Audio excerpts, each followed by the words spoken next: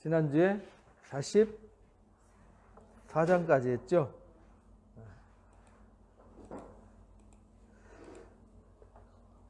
44장까지 이제 39장에 이제 예루살렘이 완전 멸망하잖아요. 이 39장에서 미리 예고한 대로 627년부터 예레미야가 여기 멸망하는 요 시기가 586년이란 말이에요. 이 긴 세월 동안 제발 좀 하나님 말씀 좀 들어다오 외치고 외쳐도 그들이 계속 거역해서 결국은 예레미야가 구덩이에 갇히고 감옥에 갇히고 매를 맞고 조롱을 당하고, 그래도 하나님이 처음부터 부르실 때 내가 너를 아주 노성벽같이 되게 할 거다. 내가 파기하고 파멸하며 심고 뽑게 할 거다. 이렇게 말씀하셨는데 그 말씀대로 되었죠. 예레미야를 대적했던 거짓 선지자들은 다 죽었잖아요. 내가 올해 죽으리라 하더니 진짜 스마야가 죽었고 아이야가 죽었고, 그죠? 거짓 선지자들이 계속 죽어 넘어갑니다. 그리고 거짓 제사장, 당시에 거짓 선지자들이 무지하게 많았어요. 그리고 이 제사장들도 많았잖아요. 근데 그 제사장들과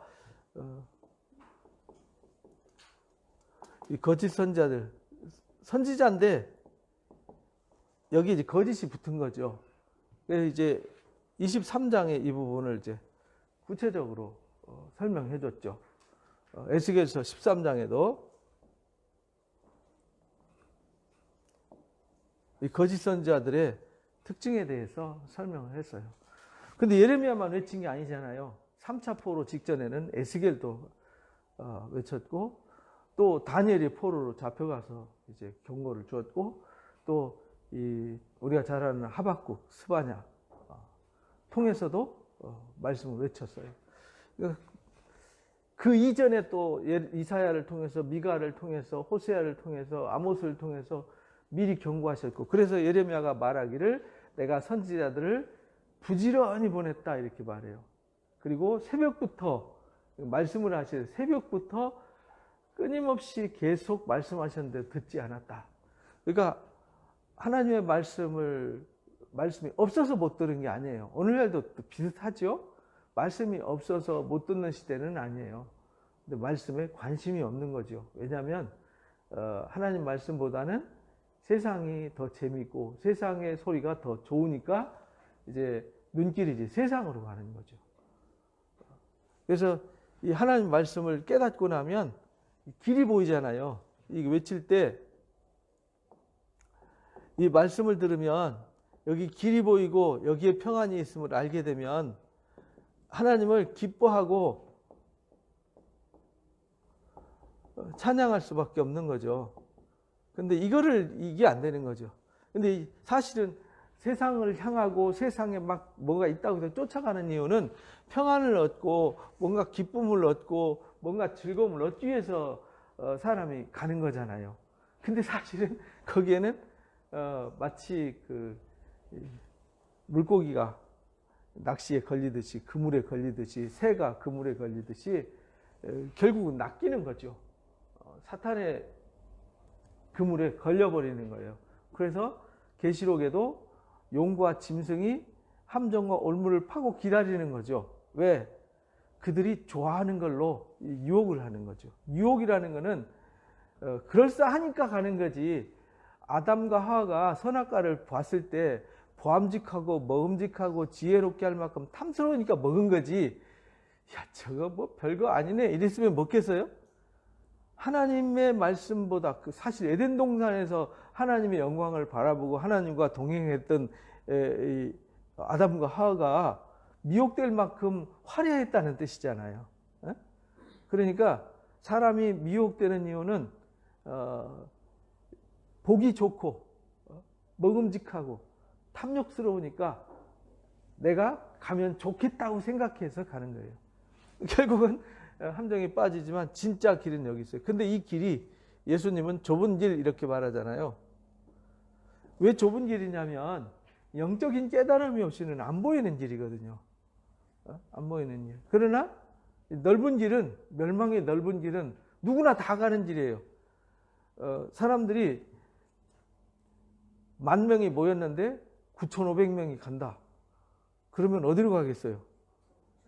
당연히 9,500명은 가는 길로 가는 거죠. 그 안 가는 게 이상한 거잖아요. 그러니까 그게 옳고 그름의 문제가 아니에요. 남들이 다 가니까 하는 거예요. 이 진리라는 거는 남들이 다 가니까 가는 길이 아니잖아요. 여기는 하나님이 말씀하신 길. 이걸 깨달아야만 갈 수 있는 길이에요. 말씀을 깨달아야만 갈 수 있는 길. 근데 그들이 깨닫지를 못했어요. 결국은 그래서 멸망했어요. 그나마 눈 좀 뜬 사람들, 에스겔이 말한 대로 슬피 울며 가슴 치는 자들, 그 자들에게 서기관의 먹그릇 찬 자가 이게 표시를 하잖아요. 이제 계시록은 걸 인맞는다 이렇게 말하죠. 그래서 구약이든 신약이든 어떤 멸망에 가증한 일로 인해서, 죄악으로 인해서 탄식하는 자들이 있어요. 그 자들이 이제 남는 자, 이제 이사야나 미가 이런 선지자들 통해서 가르쳐 준 것이 남는 자잖아요. 남는 자가 누구냐면 그 중에서 정말 하나님을 진짜 갈망하고 찾는 자들, 그 자들을 하나님이 구원하시는 거죠. 그 자들이 가는 길이 이 좁은 길이에요. 그래서 에스겔도 외쳤고 예레미야도 외쳤고 스바냐도 하박국도 막 그 안타깝도록 외쳤잖아요. 근데 결국은 스바냐도 그렇고 하박국도 그렇고 마지막은 하나님이 그들을 기쁨으로 소망을 주고 회복시키는 게 하나님의 일이었어요. 결국은 멸망하게 돼요. 근데 멸망해서 이제 40장부터 우리가 44장까지 본 것이 멸망한 거 뻔히 보고도 이스마엘이라는 그 일당들이 이제 그달랴 총독을 죽이고 예배하러 오는 자들을 죽이고 반역을 하게 되죠. 그럼에도 불구하고 남아있는 자 요하난을 비롯한 지도자들이 예레미야를 불러놔놓고 말씀을 요청하잖아요. 하나님 앞에 기도해달라. 그럼 우리가 전적으로 따르겠다 했는데 말씀을 주었는데 역시 말씀을 불순종하게 되죠. 결국은 말씀을 불순종하고 애굽으로 도망가죠. 사람이 어떤 일을 결정해 놔놓고 물어보면 안 돼요. 하나님 앞에 기도할 때에도 내 마음이 이렇게 결정해 놔놓고 기도하면 하나님 제 결정을 지지해 주세요. 이거밖에 안 되잖아요. 그죠? 내 뜻대로 마옵시고 아버지의 뜻대로 하시옵소서가 아니라 하나님 저는 이렇게 하기로 했거든요. 그러니까 하나님 반드시 이렇게 해주셔야 돼요. 이런 기도가 되는 거예요. 근데 우리가 참 어리석은 거잖아요. 이들도 그랬어요. 애굽으로 가기로 결정해 놨어요. 그리고 야 하나님 앞에 기도해줘. 그럼 하나님이 응답해 주면 우리가 갈게. 근데 아마 하나님이 애굽으로 가라고 그럴 거야 라고 생각하고 기도 요청을 해요. 근데 예레미야는 아니야. 애굽으로 가지 마. 이 땅에 남아있으라고 그래서 이스마엘을 죽였어도 요한한 일당들이 이 무리를 남아있는 무리들을 여기에서 살아 있으면 하나님이 바벨론 사람들을 막아주시고 지켜주신다고 했어. 여기에 소망이 있다고 했는데 안 듣죠. 결국은 애굽으로 가죠. 그래서 예레미야도 애굽으로 끌려가잖아요. 같이 가서 거기서 또 말씀하시잖아요. 거기서도 결국은 말씀을 불순종하고 돌아가지 않으면 거기서 남을 자들이 하나도 없다. 애굽도 처참하게 무너질 거다. 애굽도 심판받을 거다라고 경고를 해요. 그런데 그들이 듣지 않아요. 끝까지. 참 징그럽죠. 그게 우리 인간의 모습이에요. 저는 예언서를 읽으면서 야 이게 나의 모습이고 우리의 모습이다. 정말 끈질기게 하나님 말씀 안 듣는다. 그래서 이런 걸 보여주면서 선지자들을 통해서 이 인간의 완악한 모습을 이제 알려주는 거죠. 그래서 아예 우리 이마가 여기 철판으로 철판 깔아놓은 것 같다. 이 목은 아주 쇠심줄 같다. 이렇게 표현을 했어요. 완악하기가 아주 돌덩이처럼 쇠덩이처럼 마음이 굳어버렸어요. 감동이 없는 거죠. 그래서 예수님도 말세를 어린아이가 이제 시장터에서 피를 불어도 춤추지 않고 애곡을 해도 가슴 치지 않고 울지 않아요. 그게 감동이 없는 시대라는 거죠. 마태복음 11장 요즘 마태복음 읽으시죠? 제가 마태복음을 이렇게 녹화하기 전에 한번 다시 읽어봐야 되겠다 해서 1장부터 28장까지 시간을 재봤어요. 읽는데 얼마나 걸리나 하고 제가 쭉 읽으니까 딱 2시간 걸리더라고요. 2시간. 딱 2시간 걸렸어요. 좀 빨리 읽으면 1시간 반 정도 걸리겠더라고요. 이게 이제 저는 많이 읽었으니까 속도가 엄청 빠르죠. 많이 읽은 사람들은 속도가 점점 빨라져요. 막 한 5, 6시간 읽다가 그다음에 3-4시간 읽다가 2-3시간 걸리다가 이렇게 쭉 읽으면서 그 흐름을 쭉 보면서 각 들어온 것들이 그런 거였어요. 11장이나 이 베세다, 그다음에 고라신, 가버나움. 예수님이 거기서 가장 많이 활동하시고 이적과 표적을 가장 많이 행하셨거든요. 그런데 그들이 회개하지 않았어요. 그래서 아주 두로와 시돈보다 못하다고 야단 맞고 소돔과 고모라보다 못하다고 야단 맞았어요. 예수님이 거의 3년 세월을 거기서 다 보내셨잖아요. 3년 반 활동하셨는데 거의 대부분 그 지역에서 활동하셨는데 회개하지 않았어요. 23장에 보면 또 이제 화 있을 진절 해가지고 바리새인과 서기관들을 하면서 그 왜 화가 있나 보면은 다 이런 거예요. 이들이 신앙을 안 한 건 아니잖아요. 하나님 찾는다고 찾았잖아요. 근데 애굽에 가가지고는 나는 하나님 안 믿어. 이제 태양신 숭배할래. 애굽의 신을 숭배할래. 왜? 우리가 이방신 섬겼을 때 태양신을 숭배하고 했을 때는 우리가 안전했는데 이 하나님 섬기면서부터 우리가 이렇게 고난받는다. 이렇게 막 우겼잖아요. 그죠? 그러니까 아니야. 너희들 여기서 다 죽어. 그래 다 죽었어요. 그래서 45장에 이제 다시 과거로 돌아가는 거예요. 45장에 요시야 유다 왕 요시야의 아들 여호야김 넷째 여호야김 넷째로 돌아가는 거예요.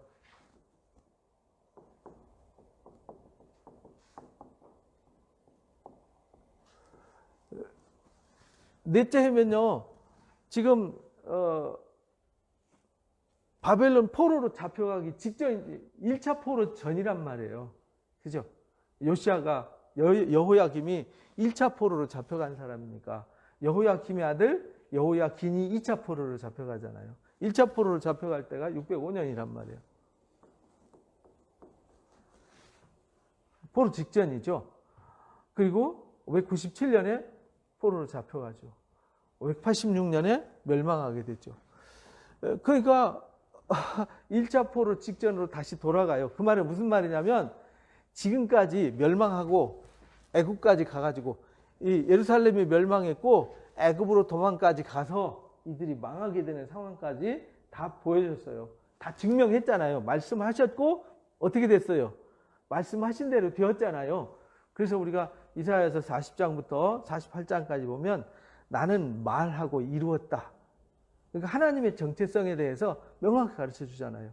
너희들이 만든 우상 봐봐라. 말 못하잖아. 움직이지도 못하고 활동도 안 하잖아. 이렇게 말해요. 그 시편 115편인가요? 거기 보면 이제 그 우상을 비웃는 얘기가 나오잖아요.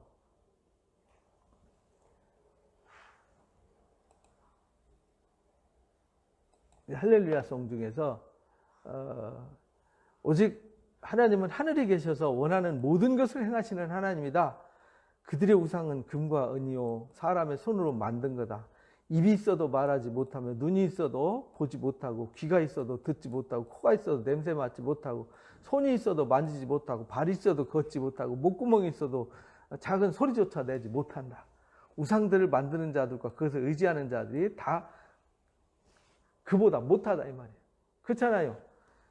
아니 나무 막대기 이걸 숭배하는 사람이 내가 이걸 숭배한다 그러면 내가 이거보다 못한 열등한 존재라는 것을 시인하는 거잖아요. 지가 깎아놓은 나무 막대기보다 못한 존재라는 거죠. 그래서 이제 비웃는 시예요 이게. 그러니까 이스라엘아 누구를 의지하라고요? 하나님을 의지해라. 너희가 우상 의지하지 말고 세상 의지하지 마라. 사람, 세상 아무것도 아니야. 진짜 아무것도 아니야. 요즘 코로나 보니까 미국 아무것도 아니잖아요. 그죠? 러시아 푸틴 막 진짜 대단한 사람이잖아요. 절대 독재 권력자한테 요즘 흔들리잖아요. 아베 흔들리잖아요. 시진핑 세계적인 독재자들이 흔들리잖아요. 코로나 하나 갖고 유럽의 그 든든한 공동체가 흔들리잖아요. 그러니까요, 이게 하나님 말씀보다 무서운 게 없어요. 그래서 우리가 하나님을 신뢰해야 되는데 그래서 넷째 해에 다시 바룩에게 이 얘기를 가르쳐 주는 거예요. 네리아의 아들 바룩한테. 바룩이 누구냐면 예레미야의 제자예요. 그래서 예레미야서를 쓴 사람이 바룩이에요. 그리고 외경에 바룩서를 쓴 사람이 바룩이죠. 우리 성경은 없는데 천주교 성경에 바룩서가 있어요. 바룩아, 이스라엘 하나님 여호와께서 내게 이같이 말씀하시느니라 하면서 바룩한테 지금 이제 이 예루살렘 멸망 전에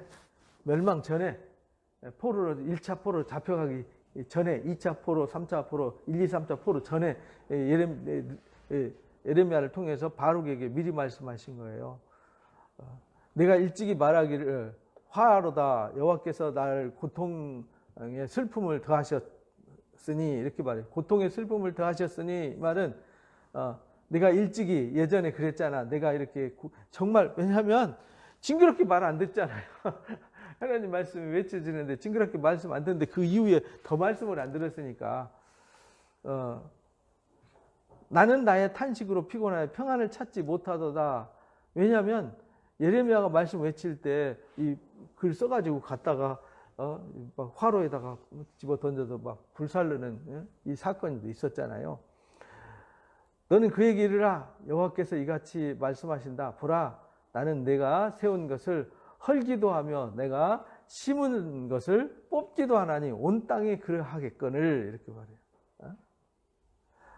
내가 너를 위하여 큰 일을 찾느냐? 그 말은 무슨 말이냐면 내가 너를 세웠고 예레미야를 세웠고 내가 말한 것은 반드시 이루어져.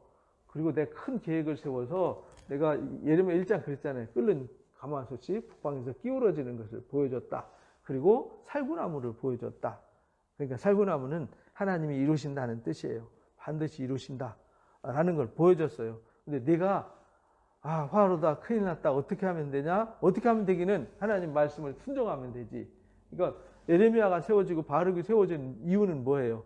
하나님 말씀을 전파하라. 가서 외쳐라. 목적은 그거 하나거든요. 네가 가서 그들을 구원해라. 이게 아니고요. 네가 가서 싸워서 어떻게 해라. 전략을 이렇게 짜라. 그런 것도 아니에요. 그냥 너는 말씀을 가서 전하라. 너는 내 말을 전하는 일만 하면 돼. 그래서 에스겔도 그랬잖아요. 부르심을 받을 때 너는 말씀을 받아먹고 가서 듣든지 안 듣든지 파수꾼이 역할을 해야 돼. 외쳐야 돼. 만약에 네가 외쳤는데 그들이 회개하지 않으면 너한테는 책임 없어. 그들이 안 듣고 지키지 않았기 때문에 그들이 죄값을 받는 거야. 근데 만약에 네가 가서 전하라 했는데 안 전하면 그들은 죄 가운데 죽고 그 죄값은 너한테 찾을 거야. 이렇게 말씀하시잖아요. 이게 이제 에스겔서 3장과 33장에 나오는 소명, 부르심의 목적이라면 부르심과 사명. 부르심 이유와 가서 해야 될 일. 이것이 부르심과 사명이잖아요. 그러니까 너는 그 일만 해. 이런 말이에요. 네가 뭔 일 또 계획하려고 뭔 생각하려고 딴 생각하지 마. 그걸 찾지 마라. 이렇게 말해요. 내가 큰일 찾아? 그거 큰일 찾지 마. 내가 이 땅에 재앙을 내릴 거야. 재난을 내릴 거야. 그러나 내가 가는 그곳에서는 내가 너에게 네 생명을 노량물 주듯 할 거야. 이 말은 전쟁터에서 노량물을 찾아오잖아요. 그럼 노량물을 선물 주듯이 내 생명은 거기서 네가 포로로 잡혀가고 그들이 전쟁 재앙으로 빠져서 들어가지만 거기서 내가 너는 건져내서 노량물을 취해서 주듯이 너를 거기서 건져서 구원해 줄 거야. 그러니까 너 걱정하지 마. 이런 말이에요. 그런데 그렇게 되었잖아요. 그죠? 바룩을 구원해 주셨고 바룩이 성경을 기록하고 예레미야도 지금 이렇게 구원받은 얘기가 45장에 기록된 거예요. 아주 짧죠. 5절밖에 되지 않아요. 예레미야에서 가장 짧아요. 그러면서 이제 46장부터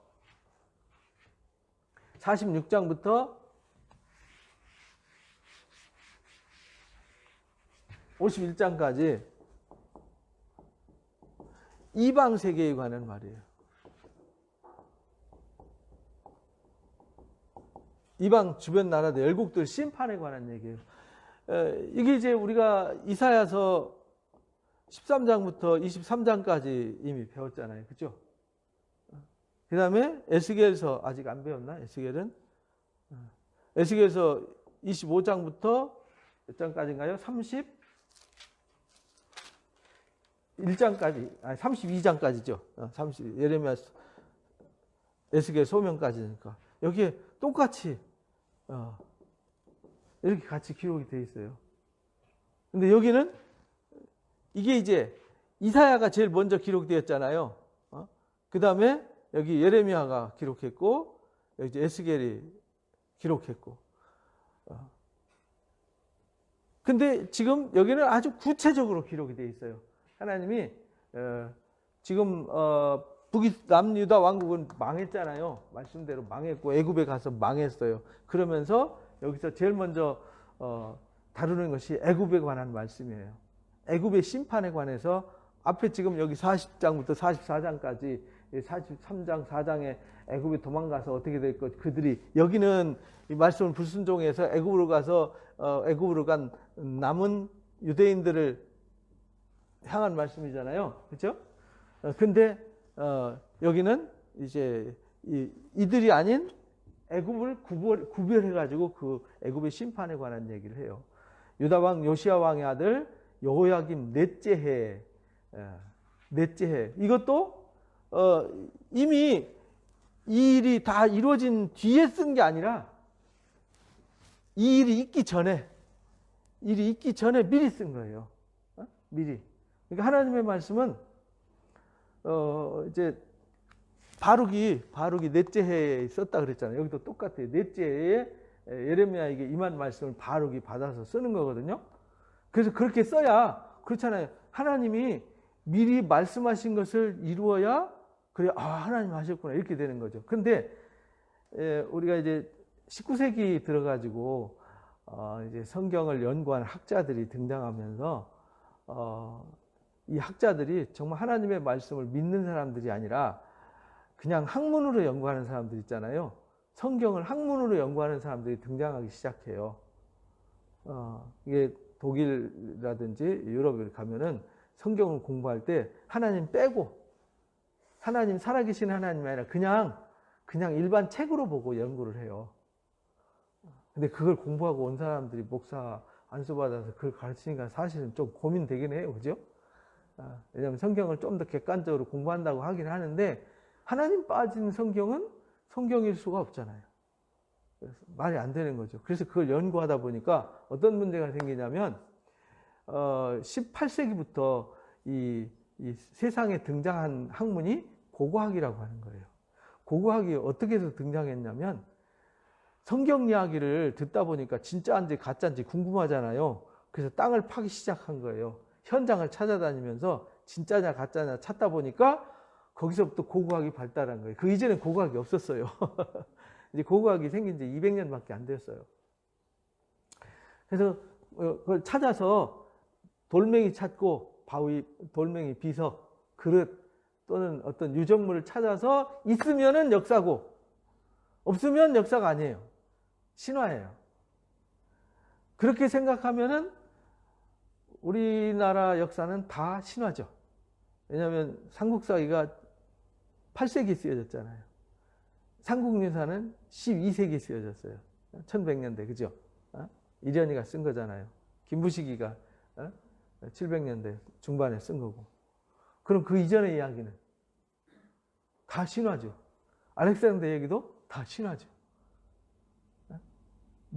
로마 이야기도 다 신화죠. 왜냐하면 그때 당시에 기록이 보통 300년, 500년, 석가모니 얘기도 600년 후에 쓴 거잖아요. 300년, 600년 후에 제자들이 쓴 거란 말이에요. 근데 성경 이야기는 당시에 쓴 거잖아요. 그리고 특히 신약 성경 같은 경우는 그때 살아있는 사람들이 보는 데서 쓴 거잖아요.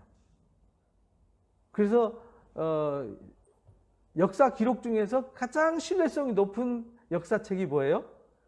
성경이에요. 성경이 없으면요 고고학도 없어요. 왜냐하면 성경이 없으면 역사를 알 수가 없잖아요.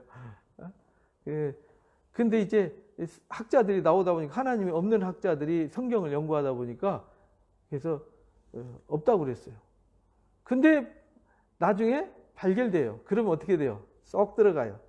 그러다가 또 뭘 연구해요. 그러면 없어요. 그러면은 다윗도 없는 신화적 존재다 이렇게 말해요. 다윗도 솔로몬도 신화적인 존재지 그 존재하는 게 아니야. 이렇게 말해요. 물론 뭐 그 이전의 이야기는 말할 것도 없고 다윗이 없는데 그 이전은 있겠어요? 근데 이제 자료 발굴이 되니까 진짜네 이렇게 된 거죠. 그 이사야 선지자가 막 이사야 44장 45장 고레스에 대해서 예언을 하잖아요. 그 150년 후에 고레스가 등장하잖아요. 에이, 고레스라는 사람이 태어나지도 않았는데 이사야가 말한다는 건 아니야. 그 후대에 그 사람들이 상상해서 바벨론에 가가지고 그렇게 자기들의 신앙을 세우기 위해서 바벨론에 가서 쓴 거야. 이렇게 말을 해요. 그러니까 마치 성경이 짜집기 하고 뭐 한 것처럼 됐어요. 근데 이란이 페르시아잖아요. 그 고레스 칙령 이 인장이 발견됐어요. 동그랗게 된 원통으로 된 거. 거기에 칙령에 실제 역사가 나왔어요. 고레스라는 인물이 실제 나온 거죠. 그러니까 진짜네 이렇게 되는 거죠. 꼭 역사적 자료가 나와야만 사실이라고 인정하는 참 우매한 그 성경은요 그런 걸 우리는 그런 거 신경 쓸 필요 없어. 무조건 성경이 인류 역사 중에서 가장 중요한 기록이고요. 여러분들 역사를 공부한 사람들한테 아주 역사 박사들한테 가서 물어보세요. 한 민족이 4,000년 동안 역사를 이어온 민족 있을까요? 없을까요? 없어요. 아수르도 바벨론도 다 망했어요. 애굽도 다 망했어요. 애굽도 왕조가 여러 번 고왕조, 중왕조, 신왕조 그 이후 왕조 다 바뀌었어요. 정통성이 없어요. 원래 지금의 이집트 사람들은 그때 이집트 사람들이 아니에요. 네? 그러니까 한 민족이 족보를 이어서 정통성을 찾아서 신앙의 뿌리를 이어온 것은 성경 하나 외에는 없어요. 아브라함의 자손이 그래서 아브라함과 다윗의 자손 예수 그리스도의 세계라고 해서 족보를 쫙 쓰고 역대기 1장부터 9장까지 족보를 다 쓰면서 지금 유대인들 가서 꼬맹이들한테 너 누구냐라고 물으면은 저는 12지파 어느 지파의 누구의 몇 대손 누구 아들의 누구의 자손 누구입니다라고 얘기를 해요. 그러니까 그게 이스라엘이라고 하는 나라가 그 전통이 곧 뭐냐면 성경의 전통이거든요. 근데 이 사람들이 AD 70년에 예루살렘 성이 파괴되고 흩어지기 시작해요. 그러면서 아예 132년에서 135년 사이에 하드리아누스 황제라는 사람이 오현제 시대 있잖아요. 로마 오현제 시대. 뭐 여러분들 역사책에서 혹시 공부했을 수도 있어요. 그 오현제 시대 때 네르바부터 시작해가지고 등장하는 오현제 시대에 등장하는 하드리아누스 황제가 유명해요. 트라이아누스 황제와 마르쿠스 아우렐리우스라는 이런 왕들이 굉장히 유명한 왕들이 있는데 그중에 하드리아누스 황제가 유명했어요. 그때에 유대인들이 하도 반란을 일으키고 문제를 일으키니까 지도를 지워버렸어요. 왜냐하면 그 당시에 세계는 로마가 세계였거든요. 로마 지도에서 지웠다는 얘기는 역사에서 지워졌다는 소리예요. 그리고 이스라엘 지도를 싹 지워버리고 거기다가 지도 이름에다가 뭐라고 썼냐면 블레셋이라고 썼어요. 그래서 지금도 블레셋 땅이에요. 거기가. 블레셋이 영어로 말하면 팔레스타인이에요. 지금도 그 팔레스타인이라고 그러잖아요. 이 종교를 싫어하는 사람들은 그 땅을 팔레스타인 지역 이렇게 말해요. 근데 유대인들은 엄청 싫어하죠. 이스라엘이라고 해야지. 그래서 그 땅이 이스라엘이라는 지도의 이름이 새로 새겨진 게 언제냐면 1948년 5월 14일이에요. 몇 년 만에 찾은 거예요? 1900년 만에 찾은 거예요. 1900년, 한 1890년 만에 찾은 거죠. 그 2000년 동안 전 세계에 뿔뿔이 흩어져서 살았어요. 유럽 여러 나라에. 그래서 미움 엄청 받았죠. 역사책을 보면요. 유대인들이 진짜 예수님 십자가에 못 박았다고 멸시 천대받고 그래서 이 독일의 아우슈비츠도 나오는 거고요. 그 게토라는 단어도 그래서 나온 거예요. 유대인들 너희들끼리 살아해가지고 거기다가 이렇게 묶어놔 버렸어요. 그들. 그러면서 그 역사 속에서 유대인들이 엄청 미움받았는데 미움받으면서도 그들의 생명력을 유지한 게 뭐냐면 족보예요. 족보와 혈통, 성경 이거 붙잡고 전 세계에 흩어져서 나라도 민족도 다 틀리는 데서 살았어요. 근데 1948년 1800년대 말부터 밀려 들어오기 시작해가지고 유엔의 영국 연합군을 지원해주면서 이제 전쟁에서 승리하게 됐죠. 그때 터키가 거기를 지배하고 있었어요. 오스만 터키라는 나라가 그 땅을 지배하고 있었어요. 근데 이 오스만 터키가 독일 편에 섰다가 독일과 함께 같이 망하면서 거기 이제 땅을 되찾은 거죠. 되찾으면서 기때 5월 14일 날 1948년 5월 14일 날 기대 꽂고 나라 독립을 한 거예요. 그래서 지금 오늘날 이스라엘이거든요. 생각해 보세요. 우리 2000년 전이면 우리 민족은 어느 시대죠? 삼국시대. 신라 고구려 백제가 탄생한 때가 57년부터 28년 요 사이란 말이에요. BC. 그러니까 예수님 오시기 4, 50년 전에 고구려가 생겼고요. 신라 백제가 생겼어요. 백제는 제일 늦게 생겼죠. 28년에. 그러니까 그 시대 생각하면은 그때 삼국시대 초기 역사를 그때 민족의 뿔을 지금까지 이어오질 않았잖아요. 나중에 무너지고 신라가 통일하고 고려가 또 세워지고 조선이 세워지고 하면서 나라가 바뀌잖아요. 근데 이스라엘은 한 번도 안 바뀌었어요. 그러다가 이제 예수님 오신 이후에 쫓겨나고 이제 세계적으로 온 세계에 복음을 전하는 성경 말씀대로 온 열방에, 그래서 아브라함의 모든 민족의 하나님이 되게 하셨잖아요. 근데 유대인들이 1948년에 그 긴 세월 동안 2000년 동안 신앙의 전통을 이어온다라는 거, 민족의 뿌리를 이어온다는 건요, 불가능한 거예요. 불가능한 겁니다. 그건 하나님만이 하실 수 있는 일이에요. 그만큼 하나님이 하시는 일은 의심의 여지가 없다. 물론 기록이나 무슨 뭐 하는데 표현하고 하는데 약간 차이는 있죠. 차이는요, 다를 수밖에 없어요. 왜?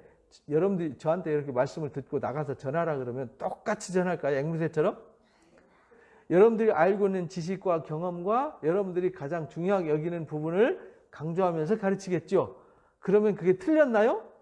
틀린 게 아니잖아요. 다른 거지. 복음서도 똑같아요. 그래서 사복음이 등장하는 거예요. 그러니까 사도들이 바울이 전한 거와 베드로가 전한 거와 요한이 전한 게 틀렸냐? 아니에요. 다른 거예요. 그렇다고 해서 주제가 바뀌었냐? 안 바뀌었어요. 표현이 다르고 전달 방식이 다르고 대상이 다를 뿐이에요. 그러니까 성경은 그런 거예요. 그래서 여기도 4년 전에 여호야김 4년 되는 해에 유브라데강 갈그미스 전투가 있었어요. 갈그미스 전투에서 애굽 왕이 패하게 돼요. 이게 이제 612년이에요. 너희는 작은 방패와 큰 방패를 예비하고 나가서 싸우라. 이런데 애굽이, 왜냐하면 갈그미스 전투 얘기가 또 나오면 이제 길어지는데 그래도 알고 넘어가야 되니까요. 갈그미스 전투가 뭐냐면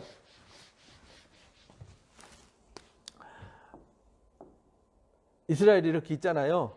그럼 여기가 이제 애굽이잖아요. 애굽. 그러면 이제 여기가 유브라테스강, 티그리스강 만나서 여기 페르시아만이 생기는 거예요. 여기를 이제 메소포타미아라고 그래요. 이스라엘이 있고 여기가 이제 시나이 반도 있고 여기가 이제 요르단 땅, 여기가 여기 사우디아라비아잖아요. 사우디아라비아, 여기가 요르단, 여기가 시리아예요. 지금 현재 여기가 레바논이고, 근데 여기가 갈그미스가 있어요. 애굽이 여기 이제 아수르가 있는데 아수르가 이제 쇠퇴해요. 아수르가 망하는 거죠. 망해갈 때 이 애굽이 가만히 보니까 애굽이 이 야망이 큰 나라였어요. 고대에는 이 아수르와 바벨론 등장하기 전 최고의 강대국이었거든요. 패권 국가였어요. 최고의. 근데 가만히 보니까 여기 아수르가 무너지는데 여기서 바벨론이 싹 치고 올라오잖아요. 그러니까 얘들이 머리를 쓴 거죠. 야, 가자. 요거 아수르 잡고 전체 메소포타미아 문명지대와 이집트 문명지대를 내가 이 세계 패권을 장악하자. 인간은 야망이 있잖아요. 그래서 갔어요. 그때 이 전투에서 가는 길을 막았던 사람이 누구냐면 요시아 왕이에요. 그게 요시아 왕이 죽은 얘기가 그래서 나오는 거예요. 요시아 왕이 그래서 죽었어요. 39살에. 여기 막았다가. 근데 여기로 가서 마지막 갈그미스에서 이 아수르를 지원해가지고 이들을 도와주는 척하면서 이들을 꿀꺽 삼키고 이들을 확 밀어붙여서 여기와 함께 이쪽을 다 정복하려고 하는 야망이 있었어요. 근데 하나님의 뜻은 바벨론한테 있었어요. 우리 25장에서 배웠잖아요. 내 종 느부갓네살을 통해서 하나님이 이 역사를 이루실 거다. 이들을 포로로 끌어가고 지금 이제 애굽 지금 이제 46장부터 51장까지 나오는 이 주변 국가들을 다 지배하게 할 거다라는 것을 가르쳐 줬어요. 그리고 바벨론도 결국은 망할 거야라고 해서 마지막 여기 이제 50장 51장에 바벨론의 심판에 관한 얘기가 나와요. 그래서 하나님의 뜻은 느부갓네살한테 있어요. 그런데 바로 느고가 올라갔다가 여기서 져요. 갈그미스 전투에서 패해요. 여기서 패하면서 애굽은 약소국으로 전락을 해버려요. 그게 이제 에스겔서에 나와요. 에스겔서 아까 말씀을 드렸죠. 25장부터 32장까지 나오는 얘기에 거기에 나와요. 그래서 여기 애굽 왕이 바로 느고 군대가 막 올라와서 야 방패와 큰 방패 예비하고 싸우자 하고 이제 애굽 사람들이 말하는 거예요. 야 기병들아 말이 안 잡고 타고 투구 쓰고 나가서 갑옷 입고 야 싸우자 이렇게 한다는 거예요. 그런데 하나님이 말씀하세요. 여호와의 말씀이라 내가 본즉 그들이 놀라 물러가며 그들의 용사는 패하여 황급히 도망하며 뒤를 돌아보지 아니하면 어찌미냐 두려움이 그들의 사방에 있음이로다. 그들이 야 우리 힘써 싸우자라고 이제 무장하자 이렇게 방패 만들고 막 안장 채우고 기병들 동원하고 창 갑옷 입고 나가자 했는데 하나님은 아니야 너희들 가봤자 소용없어 너희들 다 이렇게 꽁무니 뺄 거야 이렇게 말씀하시는 거예요. 발이 빠른 자도 도망하지 못하며 용사도 피하지 못하고 다 북쪽에서 유브라데 강가에서 넘어지면 엎드러지 이 바빌론한테 엎드러지고 망할 거야. 미리 지금 아직 이런 일이 이루어지지 않았는데 미리 말씀하셨는데 그 바로 이제 그 이루어진 거예요. 강에 물이 출렁임 같고 나일강에 불어난 같은 자가 누구냐? 애굽은 나일강 같이 불어난 같고 애굽 강물이 출렁임 같다. 이렇게 위세가 당당했다는 거예요. 강이 물이 출렁일 때 무섭잖아요. 어렸을 때 제가 홍수라는 거를 봤거든요. 와, 그 막 물이 출렁임과 그 홍수 막 물살 어지럽더라고요. 막 빨려 들어갈 것 같아요. 여러분들이 홍수 났을 때 강물 보면요. 잘못하면 빨려 들어가요. 어지러워서. 이렇게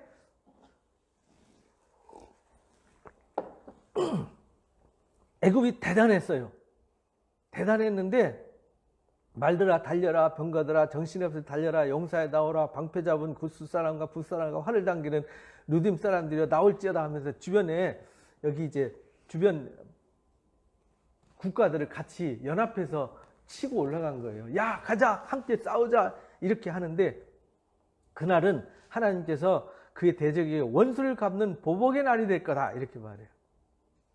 칼이 배부르게 삼키며 그들의 피를 넘치도록 마시리니 주 만군의 여호와께서 북쪽 유브라데 강가에서 희생제물을 받으실 거다. 그래서 이들을 애굽을 희생제물로 받으실 거다.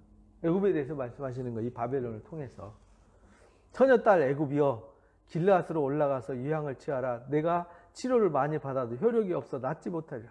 네가 여기 가서 도움을 청하고 저기 가서 도움을 청하고 당시에 이제 길르앗에 유향이 유명했어요.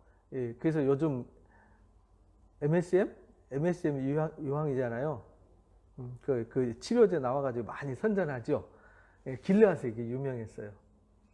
그래서 그 치료제가 그거 먹으면은 웬만한 병을 바르면 낫고 먹으면 낫고 요즘도 그 효과가 있다고 막 선전을 많이 하더라고요. 이 유황을 갖다가 바르고 먹고 치료해봐라. 그래서 아는 선교사님이 이 길르앗 유황 이거 가지고 저기 상호 붙여가지고 저기 사업을 시작하셨더라고요. MSM. 효력이 없어 낫지 못하리라. 그러니까 백약이 무효하다. 왜? 하나님이 정하셨거든요. 하나님이 그렇게 하기로 정하면 인간이 별 수단을 써도 안 된다는 뜻입니다. 내가 수치가 내 수치가 나라들에게 들렸고 내 부르짖음이 땅에 가득하였나니 용사에게 걸려 넘어져 둘이 함께 엎드러졌습니다. 그러니까 너희들이 뭐 어디 가서 치료받으려고 해도 안 되고 어디 도움을 받아도 안 되고 연합해도 안 되고 소용없다는 거예요. 하나님이 정하셨어요. 바벨론 느부갓네살 왕이 와서 애굽 땅을 7일에 대해서, 그래서 이제 7일에 대해서 미리 또 얘기하는 거예요. 그러니까 느부갓네살한테 망하는 거야. 너는 애굽에 선포하여, 그러니까 바룩한테 말하는 거죠. 너는 가서 선포해라. 예레미야를 통해서, 바룩을 통해서 이제 쓰게 하고 기록하게 하는 거잖아요. 믹돌, 놉, 다바네스, 당시에 이게 애굽의 핵심 도시였어요. 우리나라로 말하면 서울, 수원, 여기 과천 뭐 이런 데 다 이렇게 쉽게 말하면 성남 뭐 이런 데죠. 핵심 도시를 이렇게 너는 굳건히 있어서 준비하라. 내 사방에 칼이 삼치웠느니라. 그러니까 아무리 준비해봤자 방어태에서 갇혀봤자 소용없다는 거예요. 너희 장사들이 쓰러지면 어찌미냐. 그들이 서지 못하면 여호와께서 그들을 뭐 했기 때문에? 몰아내셨기 때문에. 하나님이 하시면요 안 되는 거예요. 그래도 바빌론도 교만하니까 느부갓네살한테 환상을 보여주셨잖아요. 두 번, 그죠? 하나는 큰 나무, 큰 신상을 보여줬고 하나는 큰 나무를 보여주고 교만을 하나님이 심판할 것을 경고하시잖아요. 여기도 그래서 이 교만을 심판하시는 거예요. 그가 많은 사람을 넘어지게 하심에 사람이 사람 위에 엎드러지며 이르되 일어나라 우리가 포악한 칼을 피해서 우리 민족이 우리 고향으로 돌아가자 하도다. 그들이 그곳에 부르짖기를 애굽의 왕이 망하였도다. 그가 기회를 놓쳤도다. 그러니까 이제 이집트 왕 바로가 이제 기회를 놓쳤어요. 왜냐하면 여기 사실 기회라고 막 갈굼이 있어요. 이때 기회다 하고 갔는데 기회를 놓쳤다는 거예요. 왜? 하나님 편에서 해야 되는데요. 만약에 하나님의 뜻이 애굽이 있었으면 아마 애굽을 들어 썼겠죠. 그런데 하나님이 예레미야한테 처음부터 북방에서 끓는 기름가마가 준비되었다. 북방, 이 북쪽이잖아요, 그죠? 여기 남쪽이란 말이에요, 남방. 만군의 여호와라 일컫는 왕이 이르시되 나의 삶을 두고 맹세하노니 그가 과연 산들 중에 다볼같이 해변에 갈멜같이 오리라. 그러니까 이 적군이 느부갓네살 군대가 다볼산이 그 들판에 바가지 엎어놓은 듯이 뻘떡 솟았어요. 이렇게 뻘떡 솟았어요. 다볼산이 그래서 그 지역에서는 올라가면 다 보인다. 그래서 다볼산이에요. 그래서 사람들이 그 이스라엘 가면은 다볼산 소개하면서 그래. 다 보이죠? 그래서 다볼산이에요. 잊지 마세요. 해변의 갈멜 같다. 해변의 갈멜은요, 이 갈멜산 자락이 여기 이스라엘 가면 이렇게 뻘떡 튀어나온 여기가 이제 갈멜이에요. 거기 가면은 해변가와 주변이 다 보여요. 이쪽, 여기 이스라엘 평원도 보이고, 이쪽 해변가도 다 보이고, 이 산지도 보여요. 그러니까 거기가 산이라고 해봤자 높지도 않거든요.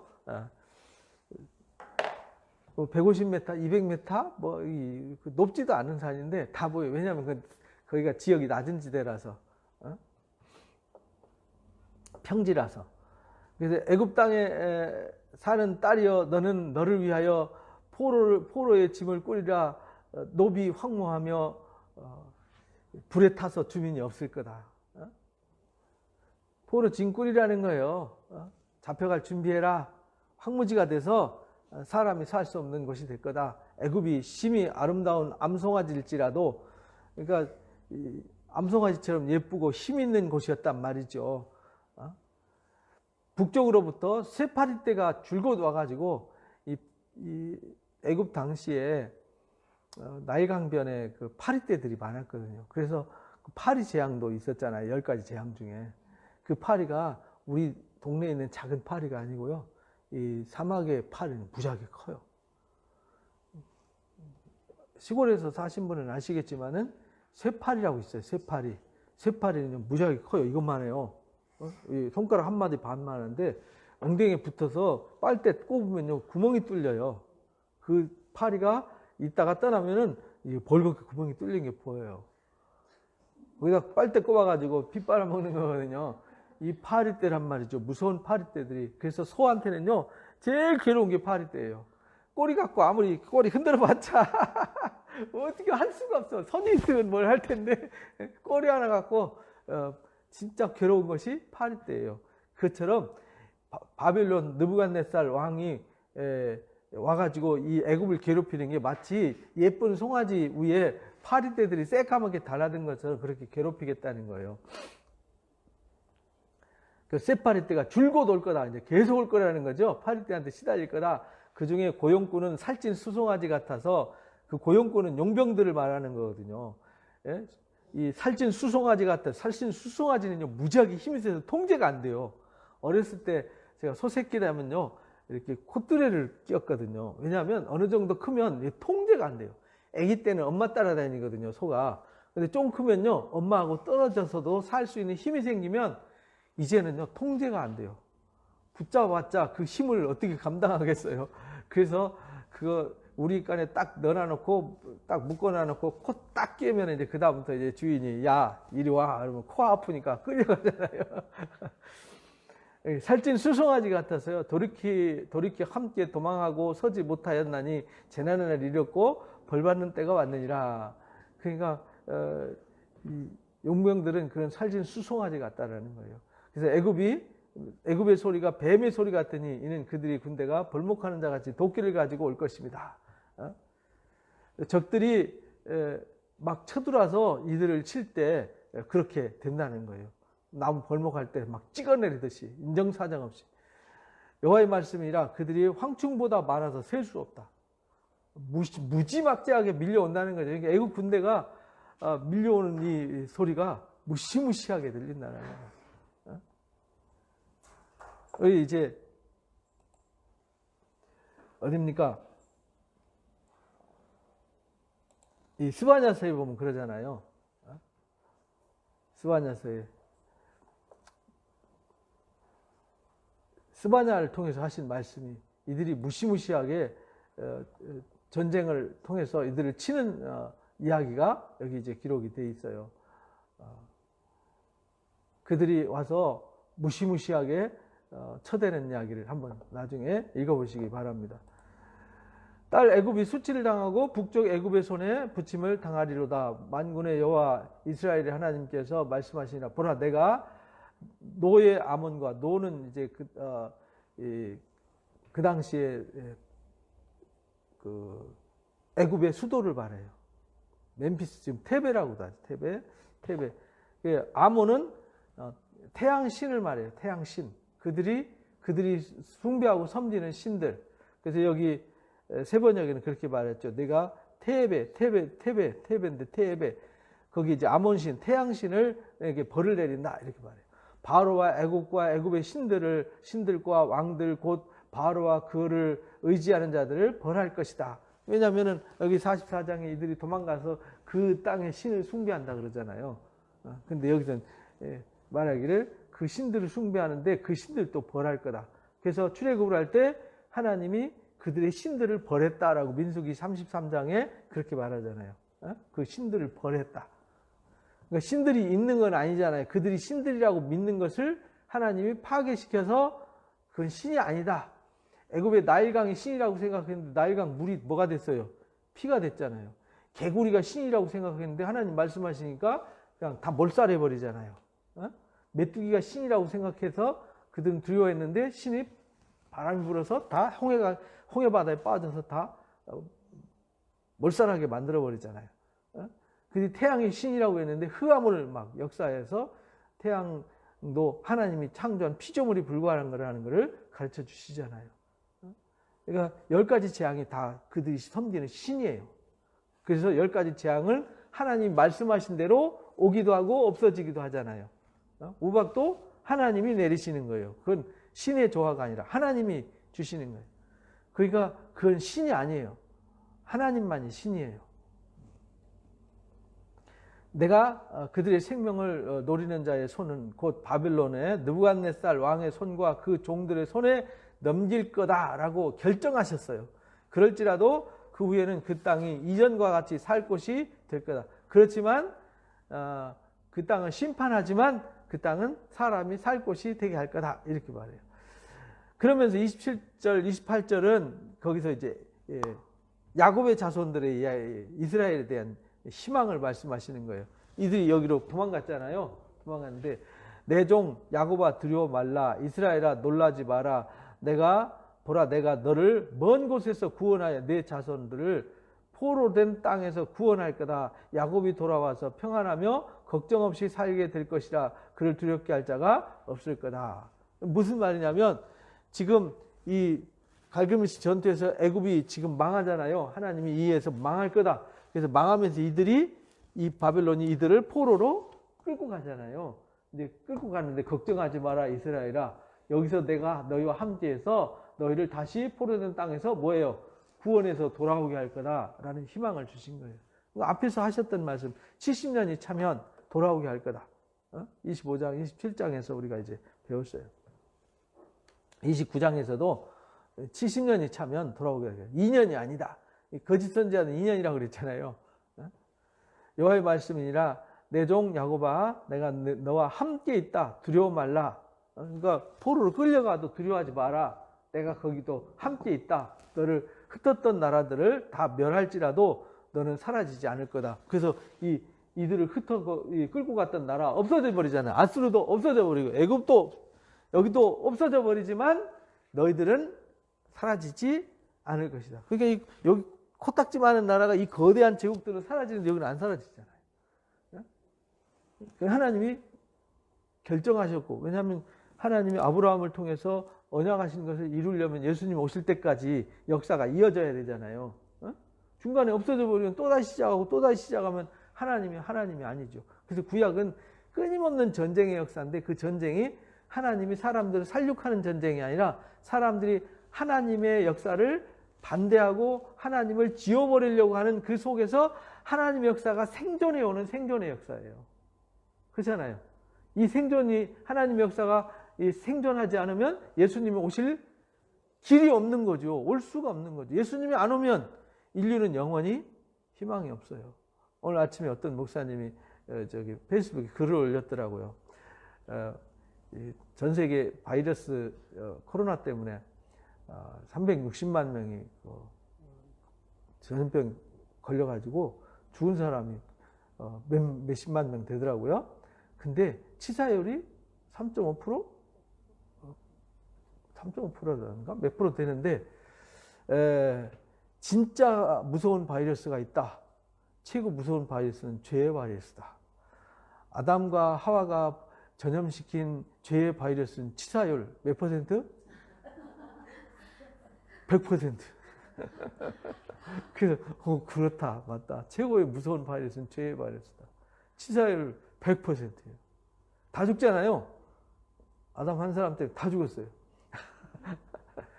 중국 우한에서 발원한 이 코로나는요, 360만 명을 괴롭히고 이제 치사율이 3.5%지만 이 죄의 바이러스는 온 인류 모두에게 전염됐고 전염률 100%, 치사율 100%. 근데 이 땅에 백신과 치료제로 오신 분이 누구라고요? 예수님입니다. 치료율 몇 퍼센트? 100%. 그러니까 걱정하지 마라. 흩었지만 멸할지라도 너는 사라지지 않는다. 내가 너를 법도대로 징계할 거다. 결코 무지한 자로 여기지는 않을 거다. 그러니까 징계할 거다. 죄를 졌으니까 매는 맞아야 되죠. 그렇잖아요. 자식이 사고를 쳤으면 내가 너를 호적에서 파서 없애지는 않아. 그러나 매는 뭐 해야 돼요? 맞아야 돼. 그런 말입니다. 그리고 이제 여기 모압에 관한 얘기입니다. 블레셋과 모압 얘기가 이제 47장, 48장 이어지는데 바로가 가사를 치기 전에 블레셋 사람에 대해서 썼어요. 블레셋에 관한 예언도 이제 이사야서 우리가 이미 배웠죠. 그 다음에 에스겔서에서도 미리 배웠어요. 선지자 예레미야에게 임한 말씀이다. 여호와께서 이같이 말씀하실 때 보라 물이 북쪽에서 일어나 물결친 시내를 이루어 가지고 그 땅 중에 있는 모든 것을 다 쓸어버릴 거다. 이렇게 말해요. 그래서 주민들이 울부짖을 거다. 블레셋이 평지잖아요. 블레셋이 이렇게 이스라엘 나라가 있는데 여기가 평지예요. 여기가 블레셋 평야거든요. 여기가 예루살렘은 산지예요. 이렇게 산지로 되어 있고 이렇게 구릉지고 여기는 샤론 평야고요. 여기는 블레셋 평야예요. 아주 진짜 넓어요. 광활해요. 좋은 땅이에요. 근데 거기 물이 넘친다는 얘기는 전쟁에 이 바벨론 사람들이 와서 덮어버린다는 뜻이죠. 군마의 발굽 소리와 달리는 병거바퀴가 진동하는 소리 때문에 아버지의 손맥이 풀려서 자기의 자녀를 돌보지 못할 거다. 이는 블레셋 사람을 유린하며 두로와 시돈에 남아있는 바 도와줄 자를 다 끊어버릴 날이 올 거다. 여호와께서 갑돌섬에 남아있는 블레셋 사람을 유린할 거다. 그래서 블레셋 사람이 출신이 어디냐면 갑돌 크레테 섬 있죠. 여기 지도에 보면 지도로 보여드려야 쉬울 것 같네요.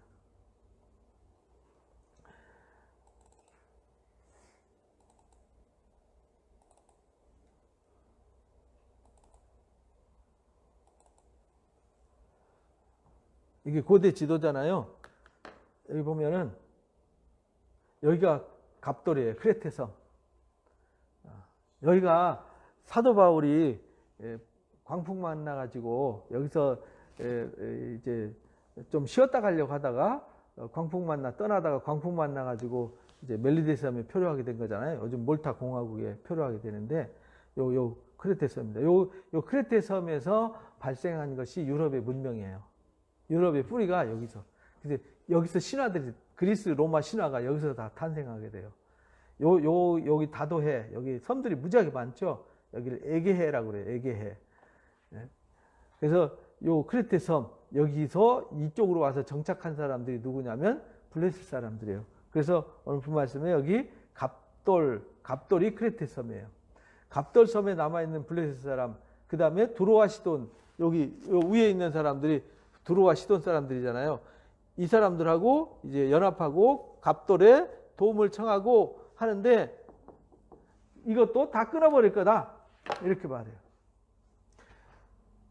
그래서 가사는 여기 블레셋의 도시 이름이에요. 가사, 가드, 아스글론, 에글론, 이 블레셋 5도시잖아요.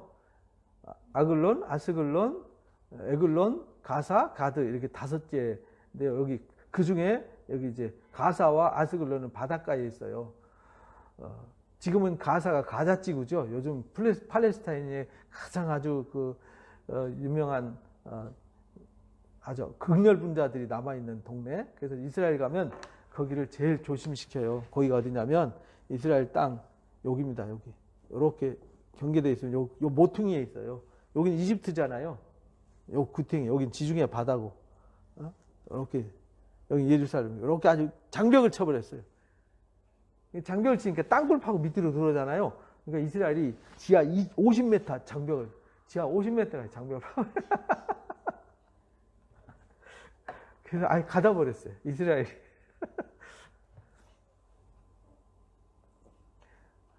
아스글론은 바로 여기 가사 위에 바로 바닷가예요. 지금 가면 해변이 정말 아름다워요. 한 번 딱 가봤는데 못 가요. 위험지구로 구분돼 가지고. 왜냐하면 가사에서 여기가 40km, 50km 전방에는 못 가게 해요. 왜냐면 미사일 오는 거리가 40km거든요. 그 안에 못 가게 해요. 그래서 거기는 못 가거든요. 그래서 남아있는 평지가 잠잠케 되었나니 내가 내 몸 배기를 어느 때까지 하겠느냐. 막 애통하면서 몸을 찢으면서 부르짖는 거죠. 그래봤자 소용없다는 거예요. 여호와의 칼이여 내가 언제까지 쉬지 않겠느냐. 그러니까 블레셋 사람들이 탄식하는 소리예요. 하나님이 언제까지 우리를 괴롭히겠냐. 내 칼의 집에 들어가서 가만히 쉴지어다. 이렇게 말한다는 거예요. 하나님 앞에. 여호와께서 명령하셨은즉 어떻게 잠잠하면 쉬겠냐. 무슨 소리 하는 거야? 하나님이 명하셨으면 안 쉬는 거야. 하나님이 명령하시면 안 쉬어요. 어떻게 잠잠하면 쉬겠느냐. 아스글론과 해변을 치리하여 그가 정하셨느니라. 아스글론과 해변이 같이 연결되어 있거든요. 해변 도시를 이제 블레셋 땅 이렇게 말해요. 그래서 이제 모압의 심판 얘기까지 나오는데 오늘 여기까지만 하겠습니다. 이 48장이 길어요. 그래서 앞에 역사 얘기 막 하다가 이제 시간이 길어져 가지고 여기 48장까지 못했는데 다음 주면은 이제 예레미야가 드디어 끝날 것 같습니다. 하나님이 하시는 일은 이렇게 정해져 있어요. 하나님이 정했어요. 그래서 나는 알파와 오메가라는 말이 무슨 뜻이냐면 내가 처음 시작했던 거 끝까지 이 일을 이루는 거야. 그래서 이사야 요즘 우리가 공부하잖아요. 나는 처음이고 마지막이다. 하나님이 미리 말하고 이루는 거다. 옛적 일도 내가 말하였고 이루었지만 지금도 내가 새 일을 말한다. 미리 말해주는 이유는 그 일이 이루어질 때 하나님 말씀대로 되었구나라고 하는 것을 알게 하기 위해서. 그래서 예수님도 요한복음에서 그렇게 말씀하세요. 내가 미리 너희한테 일러주는 이유는 이 일이 이루어질 때 너희로 믿게 하려 합니다. 13장, 14장에서 그렇게 가르쳐 주셔서요. 그러니까 우리가 성경을 공부하고 알아야 되는 이유는 하나님의 섭리와 뜻을 알면 오늘이 보이고 내일이 보여요. 그럼 우리는 뭘 준비할 수 있어요? 미래를 준비할 수 있어요. 그런데 이 사람들은 뭐가 문제였냐면 고집, 과거와 전통에 매여 있는 거예요. 예수님이 오셔서 과거와 전통은 변하는 거라고 가르쳐 주셨잖아요. 세술은 어디에다가? 세부대에다가. 헌 옷에다가 새로운 옷을 갖다가 깁는 어리석은 사람은 없다라고 가르치잖아요. 시대는 자꾸 바뀐다는 거예요. 우리가 율법 시대로 돌아갈 수는 없잖아요. 1세기로 돌아갈 수는 없잖아요. 19세기로 돌아갈 수 있어요? 역사는 과거로 가지 않아요. 역사는 계속 미래로 가는 겁니다. 그러니까 교회도 사실은 과거로 돌아갈 수 없어요. 근데 자꾸 보수적이고 전통적으로 과거에 얽매이는 경향이 있단 말이에요. 이건 아니라는 거예요. 왜?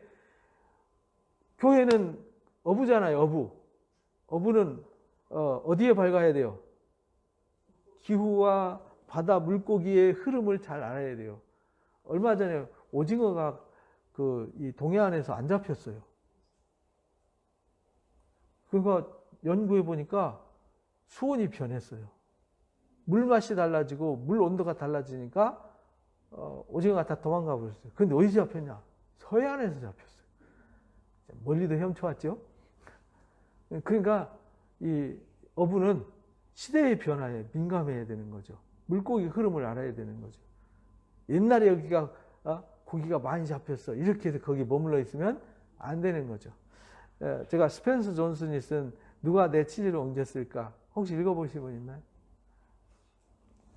아주 얇은 책이에요. 30분이면 읽을 수 있는 책인데요. 아주 짧은 책인데 아주 이 메시지가 강해요.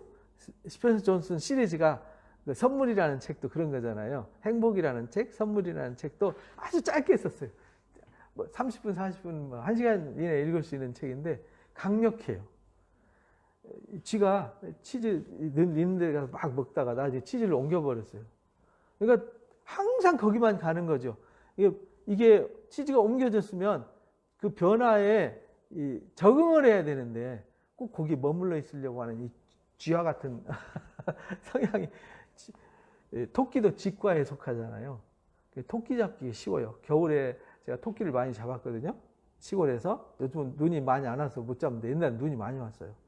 토끼는 꼭 어디로 다니죠? 다니는 길로만 다녀요. 다니는 길을 딱 막아놓고 구멍 하나 뚫어놔요. 그럼 거기로 지나가요. 그럼 거기다 뭐 넣죠? 올개미를 딱 만들어놔요. 그럼 지나가다 올개미 딱 걸려요. 그러면 이제 가볍게 잡는 거예요. 그냥 계속 토끼 다니는 길만 쫓아다니는 거예요. 토끼하고 달리기가 안 되니까 우리는. 토끼는 계속 도망다니다가 뺑뺑뺑뺑뺑뺑뺑 돌다가 거기로 다시 돌아오니까 그럼 거기서 잡는 거예요. 이게 쥐나 토끼처럼 우리 인간도 꼭 누가 내 치질을 옮겼을까 거기에 매여 있는 거예요. 과거에 매여 있는 거죠. 교회도 변해야 돼요. 모든 게 다 변해야 되는 겁니다. 근데 시대의 변화에 적응하지 못해서 이번 코로나 사태로 인해 가지고 우왕좌왕 하잖아요. 그래서 저희는 사실은 제가 앞으로 한 5년 후를 내다보고 사실은 이 미디어 사역을 시작한 건데 코로나가 바로 와버렸어요. 그냥 5년을 땡겨버렸어요. 그러니까 하나님 미래를 내다보고 이제 사역 방향이 예전에 소그룹이었잖아요. 이 소그룹에서 또 어떤 방향으로 또 틀어져요. 바뀌어요. 그럼 그걸 빨리 인식을 해야 되잖아요. 그래서 우리는 어디로 가냐? 이제 가정 시리즈로 갑니다. 그래서 내일 설교 주제가 가정입니다. 그래서 우리가 하나님의 이 변화, 이것을 빨리 보고, 하나님 말씀을 보면 세상을 알 수 있구나, 우리를 알 수 있구나. 그러면 우리가 안전하구나. 예레미야처럼, 바룩처럼 내 현실이 좀 비록 어렵더라도 하나님 말씀 따라가면 결국은 이들은 없어져 버렸잖아요. 화려했지만 없어져 버렸지만, 바룩과 예레미야는 비록 비난받고 조롱받아도 하나님이 영화롭게 하시잖아요. 우리도 그렇게 하나님이 하심을 믿고요. 그냥 화려함 쫓아가서 확 하고 끝나는 것이 아니라 우리는 가는 실처럼 없는 것 같지만은 꾸준하게 해서 어느 날 그 영광에 이르게 된다는 것. 그래서 좁은 길이에요. 멸망의 넓은 길이 아니라 구원의 좁은 길을 걸어가시기를 주님의 이름으로 축복합니다.